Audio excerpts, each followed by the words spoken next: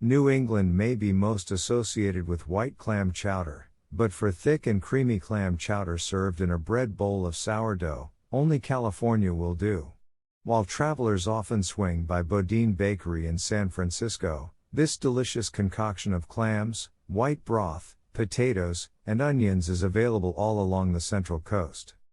Those in the know head straight to Pismo Beach, once dubbed the Clam Capital of the world, where the landmark Splash Café serves up a legendary bread bowl clam chowder.